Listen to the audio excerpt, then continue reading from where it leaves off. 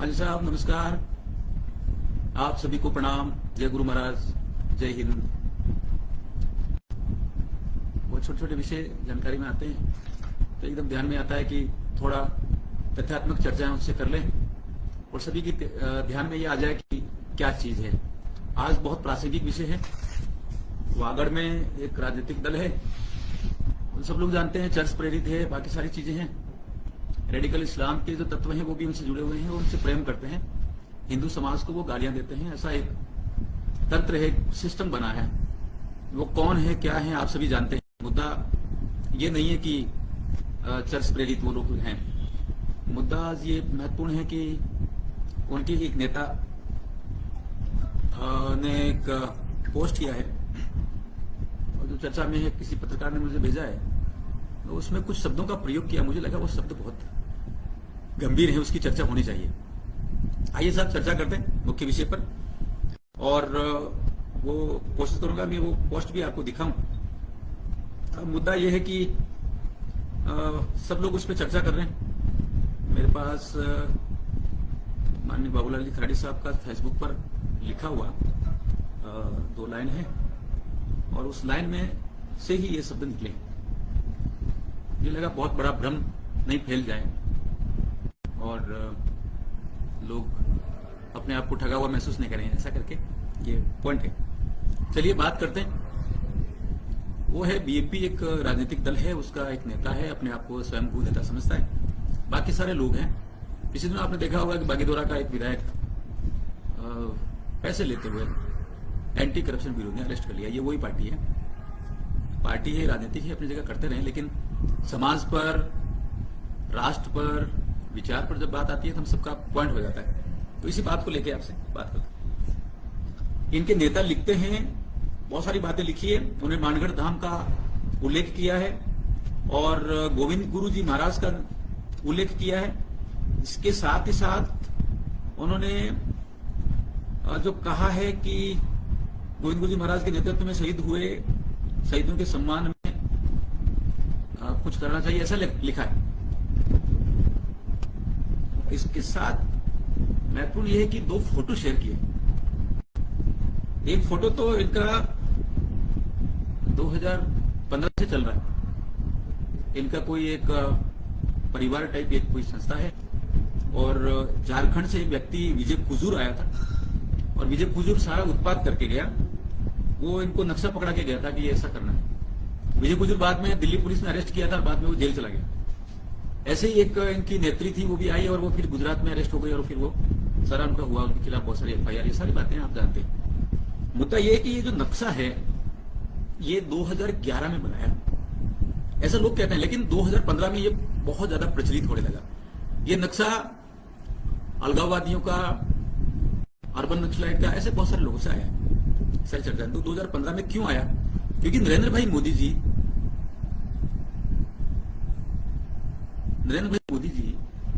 सरकार में आ गए। तो सरकार में आने के बाद तो बहुत सारी बातें हो जाती है, तो दुनिया देख रही है, बहुत सारे लोगों ने देखा।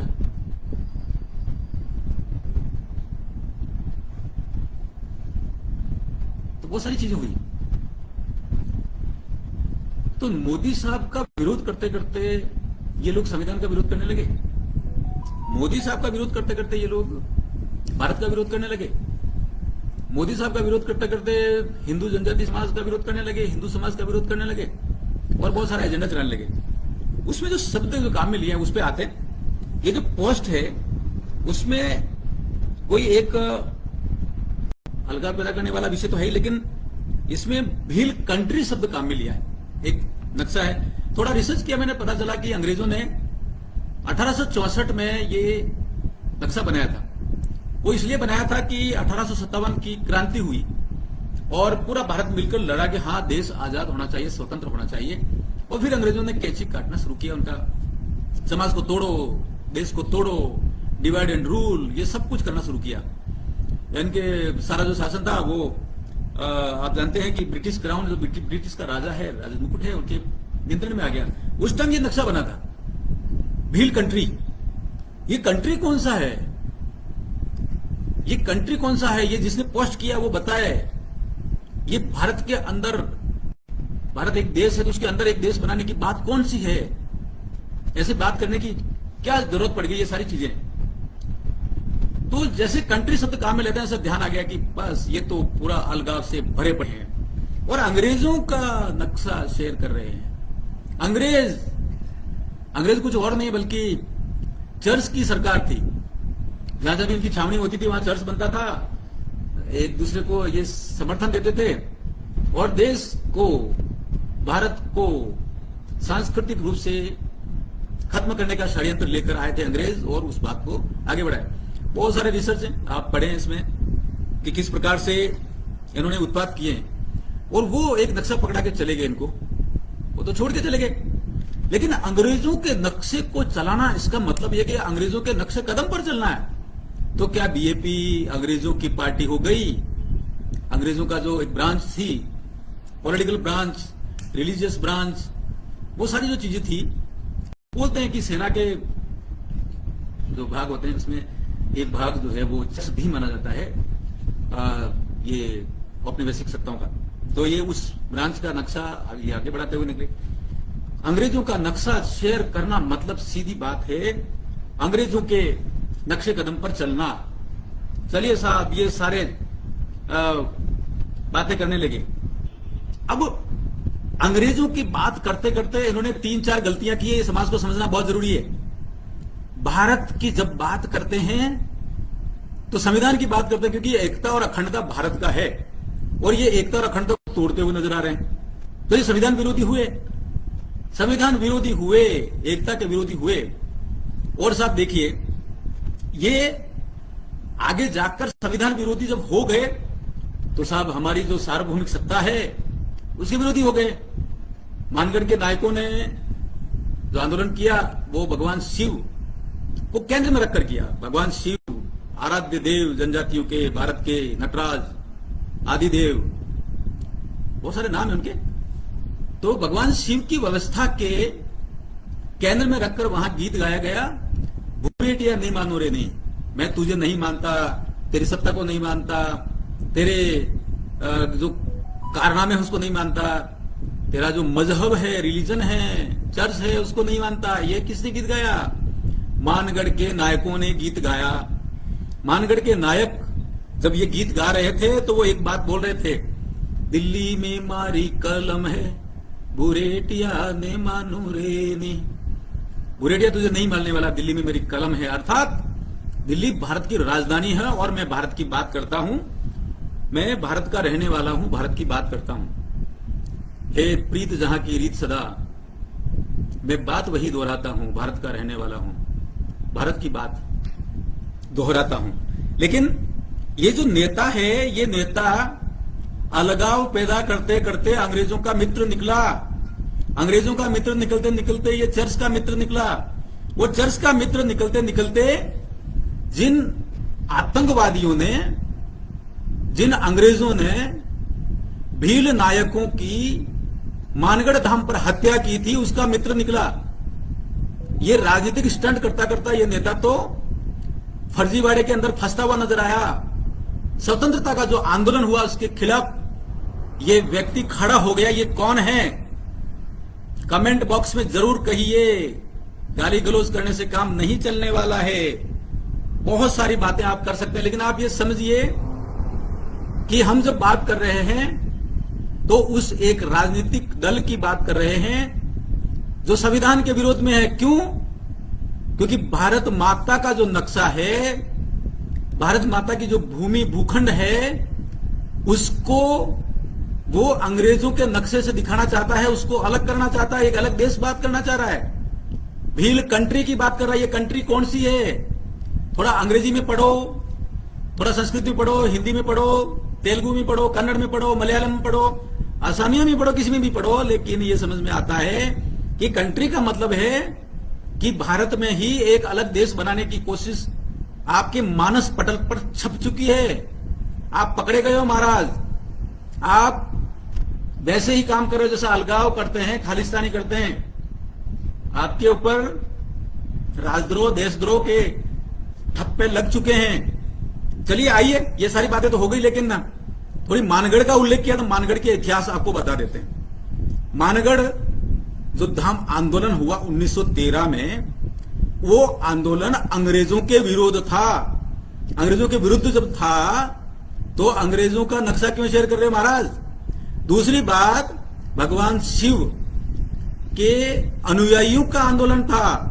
वो धाम है, और धाम का मतलब होता है धूणी, जहां पर रमी जाती है, जहां भजन मंडली होती है, जहां यज्ञ हवन होता है, उसे भगवान शिव का स्थान कहते हैं। जब भगवान शिव के स्थान पर भील नायक, भील भगत, भील अनुयायी अंग्रेजों के विरुद्ध जब संघर्ष करते हैं तो अंग्रेज वहां आ जाते हैं और दनादन गोलियां चलाकर जनजाति नायकों की हत्या करते हैं, नायक नायिकाओं की।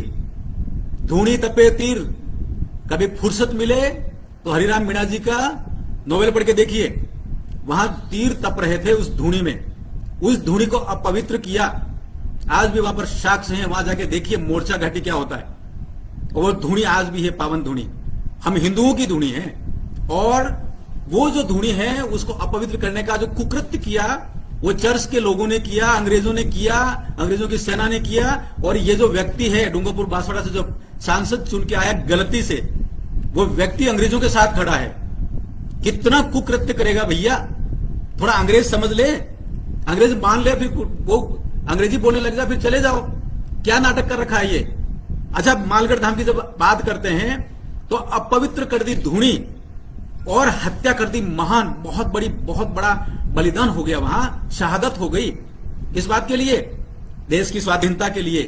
और उसके उपरांत गोविंद गिरी जी महाराज को और उनके परम शिष्य पूजा जी को पकड़कर अंग्रेज ले गए और अंग्रेज ले जाकर उनको आजीवन कारावास दी और काले पानी की सजा दी पूजा धीरा को। और फिर आप जानते हैं, देश की बात के लिए गोविंद गिरी जी महाराज ने जो कहा वो अंग्रेजों को भगाने के लिए कहा। वो कहा उनके मित्र जो सामंत थे उनके विरुद्ध में कहा, वो बेगारी और ये सारी कुप्रथा थी उसके खिलाफ कहा और अंग्रेजों को ललकारा है। ऐसे ललकारने वाला व्यक्ति कौन होता है? स्वाभिमानी होता है, राष्ट्रभक्त होता है। तो भील भगत वहां सारे के सारे राष्ट्रभक्त हैं, लेकिन उन राष्ट्रभक्ति के विरोध में यदि कोई अंग्रेजों के नक्शे को शेयर करता है तो क्या वो अंग्रेजों का चेला हुआ या नहीं हुआ? ये बात आप सभी निर्णय कर लीजिए। हां, आप कुछ भी बोल के, कुछ इनके चेले, इनकी टोटल संख्या 20 से 25 है, ये सारे युवाओं को भड़का रहे हैं, बाकी सारी चीजें कर रहे हैं, वो बात अलग है। वो केवल भारत के संविधान के विरोध में कर रहे हैं, इसकी ज्यादा कुछ भी नहीं है। अच्छा, एक बहुत महत्वपूर्ण है कि आपका मानगढ़ धाम के विरोध में होकर, भील भक्तों के विरोध में होकर, स्वाधीनता आंदोलन के विरोध में होकर तो आप चल पड़े। गोविंद गिरी महाराज की बात को आपने माना नहीं और अंग्रेजों की बात मानकर आप एक शब्द लेके बैठे हो, और वो शब्द है अंग्रेजों द्वारा गढ़ा गया। और गोविंद गिरी जी महाराज के विरोध में राष्ट्रद्रोह, राजद्रोह का मुकदमा दायर करने के लिए जो शब्द गढ़े थे, उन शब्दों को लेकर आपकी राजनीति नहीं चल सकती। अगर चलाओगे तो अंग्रेजों के चेले कहलाओगे, अंग्रेजों के चेले आप हो। इस बात को जरूर ध्यान में रखिएगा। इसलिए अंग्रेजों का नक्शा, भील कंट्री, भील देश बताकर भारत की संप्रभुता, एकता और अखंडता के विरोध में मत जाइए। राजनीतिक स्टंट अपनी जगह पर है, लेकिन ये मूर्खतापूर्ण आपका कुकृत्य समाज, राष्ट्र, चिंतन, संस्कृति कभी भी स्वीकार नहीं करेगी। चलिए कुछ बात और कर देते हैं, ये इनके करने के पीछे क्या कारण हो सकते हैं। मुझे ऐसा ध्यान में आया है कि नरेंद्र भाई मोदी जी ने महान जनादेश प्राप्त करते हुए भारत के लोकतंत्र के अनुसार, संविधान की व्यवस्था के अनुसार जब तीसरी बार केंद्र में सरकार बना दी और माननीय प्रधानमंत्री जी के रूप में वो काम कर रहे हैं, तो उन्होंने 4-5 बड़े काम किए जनजाति समाज के लिए। जनजाति समाज के लिए उन्होंने प्रधानमंत्री जनमन योजना चलाई है, जो 24,000 करोड़ की है। 24,000, थोड़ा बिंदी लगा के देखिएगा। और इस योजना से भारत की जितने पीवीटीज हैं उनके लिए सारा सैचुरेशन का काम होगा, एकदम जितनी समस्याएं सबका निराकरण होगा। दूसरा और महत्वपूर्ण, धरती आबा जनजातीय उन्नत ग्राम अभियान, लगभग 5 करोड़ जनजाति समाज तक जाएंगे। उनका जितनी भी समस्याएं सभी का निराकरण होगा, विकसित भारत के अनुरूप रचनाएं होंगी। सारा काम हो रहा है। अभी मैं सलोंबर से आया हूं, धरती आबा के तहत वहां 10 छात्रावास खोलने की स्वीकृति भारत सरकार से प्राप्त हो गई है। आप कल्पना कीजिए ऐसे पूरे देश भर में कितना काम हो रहा होगा। और धरती आबा जनजातीय उन्नत ग्राम अभियान की जो साइज है रुपये, वो 79,000 करोड़ रुपया है। जनजातियों के गौरव की यदि बात करें तो भगवान बिरसा मुंडा, जिन्होंने ये कहा था कि पर धर्म से बढ़िया है स्वधर्म, वे हमारे स्व के प्रतीक हैं। महत्वपूर्ण बात और है, वे स्व के प्रतीक तो हैं ही, लेकिन अंग्रेजों को ललकारने वाले, अंग्रेजों के खिलाफ लड़ने वाले हमारे आदर्श हैं। माननीय प्रधानमंत्री जी नरेंद्र भाई मोदी जी का आभार, ये उन्होंने उनके जन्म दिवस 15 नवंबर को जनजातीय गौरव दिवस घोषित किया है। हमें पहली बार किसी सरकार ने, किसी मुखिया ने हमारे इतिहास को समझा है, जनजातियों के इतिहास को समझा है, भारत के विचार को लेकर लड़ने वाले महानायक के कृतित्व को समझा है, उनकी महानता को समझा है और एक गौरव की बात कही है, जनजातीय गौरव दिवस घोषित किया है। और महत्वपूर्ण बात, बाकी चीजें सारी चल पड़ी हैं, नायकों की बात चल पड़ी है।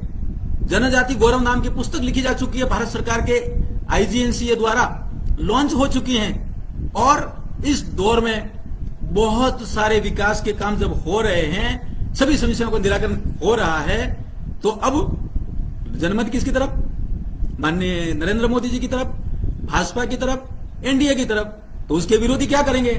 तो विरोधी पकड़ेंगे अंग्रेजों का एजेंडा, जैसा कि BJP ने पकड़ा है। ये पकड़ वकड़ की जो क्रियाकलाप चल रही है, ये आपको औपनिवेशिक सत्ता का प्रेमी बना रही है। आप चर्च के एजेंट बनते चले जा रहे हो। एजेंट समझते हो ना? क्यों कह रहा हूं ऐसा? क्योंकि आप the Catholic church of Ranchi का एजेंडा लेके घूम रहे हो, अलग धर्म कोड का। ये पादरी वेरियर एल्विन का है, थोड़ा पढ़ लीजिए, समझ लीजिए। और आप रेडिकल इस्लाम का एजेंडा लेके चल रहे हो। आपके कार्यकर्ताओं की बड़ी संख्या जो रेडिकल इस्लाम से है। और आप जब छंगुर बाबा धर्मांतरण का काम करते हैं तो उसके पक्ष में नजर आते हो।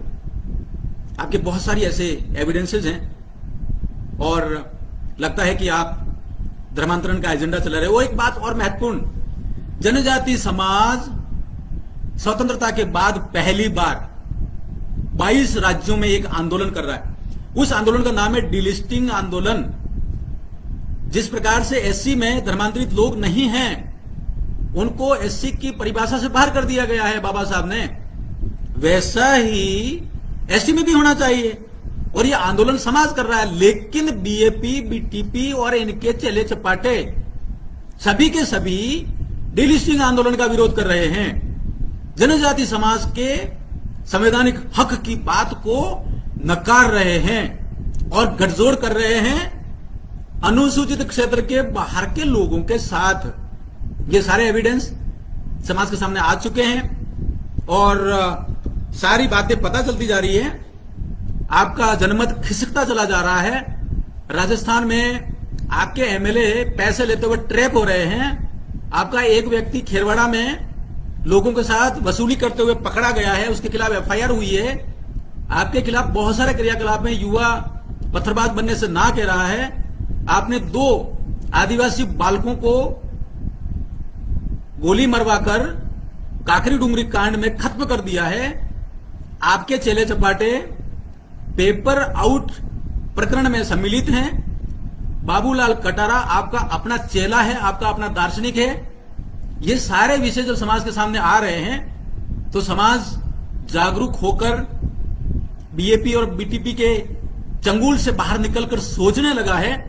तो ऐसे स्टंट करने के लिए ट्विटर पर फोटो डाल रहे हो तो ये नहीं चलने वाला है महाराज। एक महत्वपूर्ण बात है, जिस प्रकार से माता बहनों के सिंदूर और मंगलसूत्र की बात करते हुए आप पकड़े गए हो, आप चर्च के एजेंट सिद्ध हो चुके हो।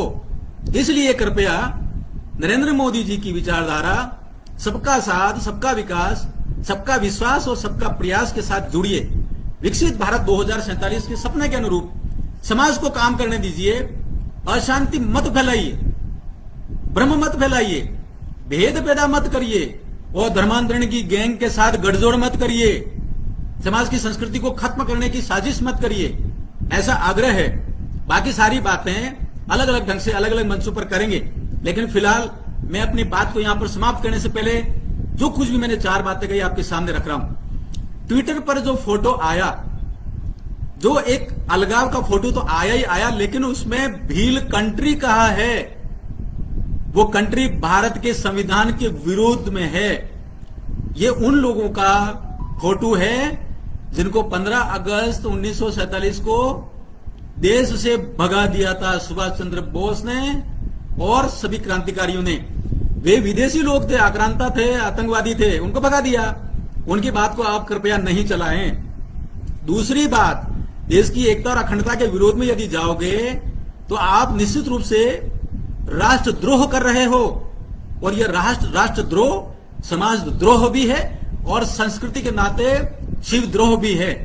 इस तरह का मत करिए। और इन सारे चंगुल में फंसते हुए, चर्च का एजेंडा चलाते हुए आप जिस प्रकार से डिलिस्टिंग मूवमेंट का विरोध कर रहे हो, ये आपका आत्मघाती निर्णय है, कृत्य है, कुकृत्य है। कृपया इसके मार्ग में ना आइए। और चौथा, जिस प्रकार से आप कोटे में कोटा सुप्रीम कोर्ट द्वारा, भारत सरकार द्वारा लागू करने की स्थिति बनी है, उस स्थिति के विरोध में जाकर आपने जिस प्रकार से कुंभलगढ़ में श्री राम मीणा को, उदयपुर ग्रामीण में बांगड़ी को और एक गुर्जर मैडम को, और जिस प्रकार से डॉक्टर जितेंद्र मीणा को आपने अपने साथ जोड़ा है, ये दिखाता है कि आप अनुसूचित क्षेत्र के दुश्मन हैं, उसके विरोधी हैं। और एक बात और, जिस प्रकार से स्वतंत्रता स्वाधीनता आंदोलन के दौरान मानगढ़ धाम पर शिव भक्तों ने जो आंदोलन किया था, वो भारत की माटी का आंदोलन था। कृपया करके अंग्रेजों का फोटो, अंग्रेजों के नक्शे का फोटो शेयर करके, अलग देश का फोटो शेयर करके मानगढ़ धाम के आंदोलनकारियों को, शहीदों को कृपया बर्बाद नहीं करें, बदनाम ना करें, उनको नीचा दिखाने की कुकृत्य नहीं करें। और आखिरी बात, आप राजनीतिक स्टंट भले ही कर लीजिए, परंतु जनमत, जनादेश, आम जन समाज, हिंदू समाज, सबका साथ सबका विकास, हम सभी समझ चुके हैं कि आप एजेंटगिरी कर रहे हैं पादरी वेरियर एल्विन के विचारों की। इसलिए समाज जागरूक होकर आपको नकारता है, और नकारने का परिणाम आपको मैं बता देता हूं। सलूम्बर में, सेमारी में आपका खाता नहीं खुला, और सलूम्बर में भी आपका नहीं खुला, और मोटा गांव में भी आप जाके देख लीजिए, वहां पर भी आपको कुछ नहीं मिला। केवल छोटा मोटा ये दिखा के, जोर जोर से बोलकर, ज्यादा जोर से बोलने से सत्य जो है वो छुप नहीं जाता, और आपका असत्य सत्य में बदल नहीं जाता। ये बात आप जरूर ध्यान रखिएगा। बाकी आप सभी समाजजन उपस्थित हुए, बात सुनी, आप सभी का आभार करते हुए मैं पुनः आग्रह करूंगा कि जो नक्शा शेयर किया गया है वो आतंकवादियों का नक्शा है, वो अंग्रेजों का नक्शा है, औपनिवेशिक सत्ता का नक्शा है, और भारत के संविधान के विरुद्ध देश को तोड़ने वाला नक्शा है। कंट्री कहकर भारत माता का अपमान किया गया है, यह ठीक नहीं है। इसको शेयर करने वाले समझ जाएं। बाकी अन्य मंच पर किसी और दिन किसी और विषय पर बात करेंगे। आप सभी को राम राम करते हुए, जय हिंद करते हुए, भारत माता की जय करते हुए अपने शब्दों को विराम देता हूं। नमस्कार, जय हिंद, जय भारत, प्रणाम।